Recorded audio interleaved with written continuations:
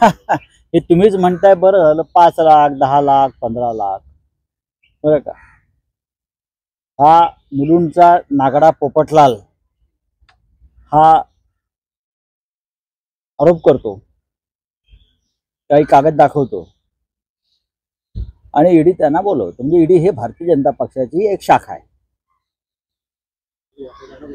Covid काळामध्ये शिवसैनिकांनी, अनेक सामाजिक संस्थांनी मुंबईसह महाराष्ट्रामध्ये खूप मोठं सामाजिक काम केलं, आपली पदरमोड करून. त्याच्यामध्ये आम्ही तर इथे फ्री खिचडी आणि अन्न वाटत होतो. सगळं इथे आमचे सुनील राऊत असतील, संदीप राऊत असतील, आमदार, हे सगळं मोफत करत होते इथे. तुम्ही आमच्यावरती कसले आरोप करताय? तुमची लायकी आहे का आमच्यावर आरोप करण्याची? आम्ही ज्या प्रकारचं काम 2-2.5 वर्षात केलं आहे या कोविड काळामध्ये, अख्ख्या देशामध्ये कुठे झालं नाही. हा, ईडीचं काम काय? 2-5 लाखाची चौकशी करणं? हा, एवढं ईडीची पातळी खाली घसरली. इकडे कोट्यावधी रुपयाचे घोटाळे करून लोक बीजेपीत जातात. कोट्यावधी रुपयाचे, शेकडो कोटीचे घोटाळे करून लोक भारतीय जनता पक्षात जातात. तेव्हा त्याच्यावरती ईडी असेल किंवा केंद्रीय तपास यंत्रणा असतील, त्या गप्पा बसतात. हा मुलुंडचा नागडा पोपटलाल गप्प बसतो, जो अबलांचं शोषण करतो. हा जो आहे, याचा मी काल प्रश्न विचारला. विक्रांत बचाव घोटाळा, विक्रांत बचाव त्या प्रकरणात जे पैसे गोळा केले कोट्यावधी रुपये, त्याचं काय झालं? कोर्टात जा, काय सांगतोय तो? कोट्यावधी रुपयांनी गोळा केले, क्राऊड फंडिंग, विक्रांत बचाव. आपल्याकडे पुरावे आहेत, कोर्टात दिले पुरावे, मॅनेज केलं कोर्ट यांनी.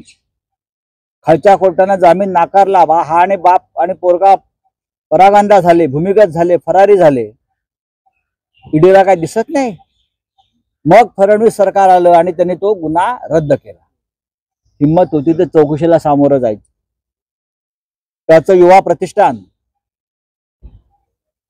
कोणत्या उद्योगपतीकडून कोट्यावधींच्या घोटाळ्यात धमक्या देऊन घेतलेल्या आहेत. धर्मादाय आयुक्तांनी यादी जाहीर करावी देणगीदारांची. या माणसाने ज्यांच्यावरती आरोप केले, मग ती मेट्रो डेअरी असेल, मोतीलाल ओसवाल असेल, अशी अनेक नाव आहेत, त्यांच्याकडनं त्यांनी देणग्या घेतल्यानंतर त्याच्या ट्रस्टसाठी आहे की नाही त्यांनी सांगावं. युवा प्रतिष्ठानच्या यादीमध्ये मेट्रो डेअरी, ज्याच्यावरती ईडीची कारवाई झाली, युवा प्रतिष्ठानच्या यादीमध्ये देणगीदारांच्या मोतीलाल ओसवाल, ज्याच्या संदर्भात त्यांनीच मोहीम उघडली होती, त्याच्याकडून युवा प्रतिष्ठानला देणगी मोठी मिळाली आहे की नाही कोट्यावधी रुपयाची, हा काय आम्हाला सांगतोय? याची लायकी आहे का? याची लायकी आहे का महाराष्ट्रात येऊन आम्हाला अक्कल शिकवण्याची? हा उलटा टांगून मारू द्याला. आणि मी पण सांगतो, मग आमचाही बॉस बसलाय, सागर बंगल्यात नसेल पण कुठेतरी बसलाय, आणि तो ईश्वर आहे. लक्ष आमचं, आम्ही जाऊ ना. आम्ही काय घाबरतोय काय?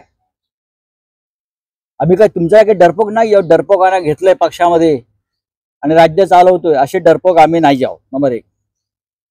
मी असेल, माझे भाऊ असतील, आमचे सहकारी असतील, माझे कार्यकर्ते असतील, उद्धव ठाकरे साहेब असतील, रवींद्र वायकर असतील, सुरज चव्हाण असतील, किशोरीताई पेडणेकर जात आहेत. किती काय तुम्ही आम्हाला त्रास? आमच्या पुढे या महाराष्ट्राच्या लढवय्या बाणाचा आदर्श आहे. तुमच्यासारखे आम्ही गांडू रणछोडदास नाही आहोत. आम्ही लढू. करा कारवाई आमच्यावरती. किती वेळा करणार आहात? करा.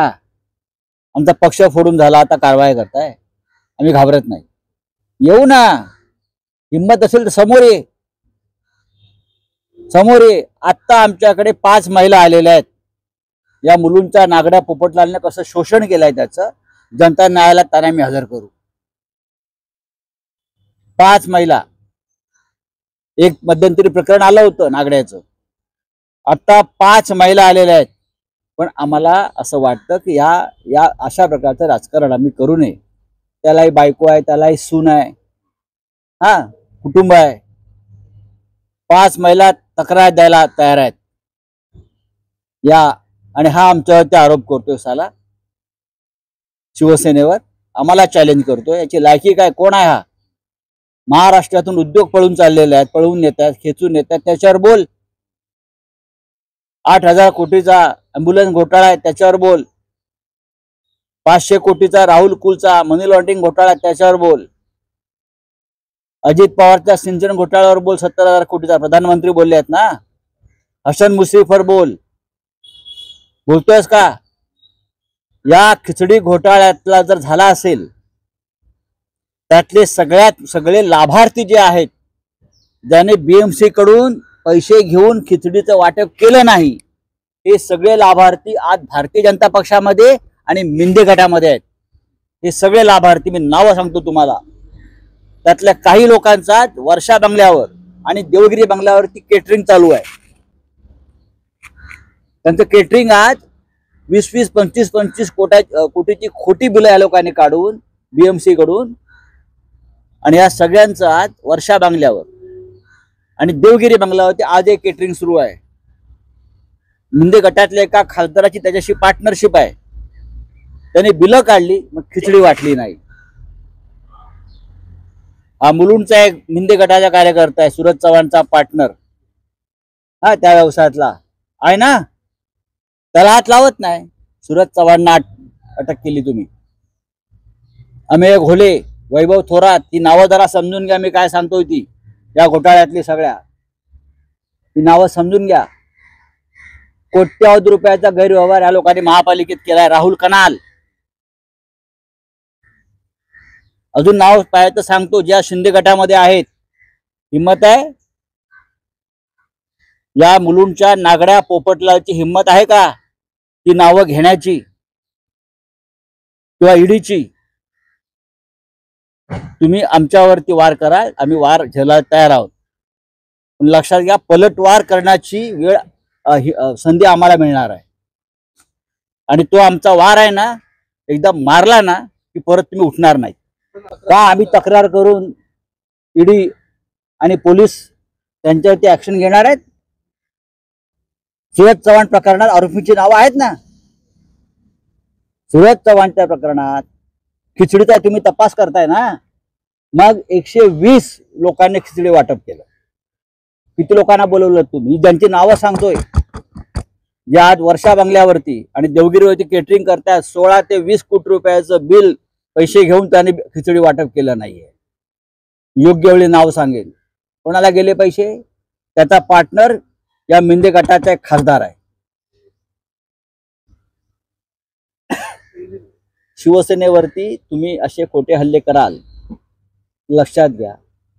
आम्ही वाट पाहतो. 2024ला सरकार बदलणार आहे आता, म्हणून तर हे सगळी फोडाफोडी सुरू आहे ना. तुमच्या दम नाही म्हणून लढण्याचं.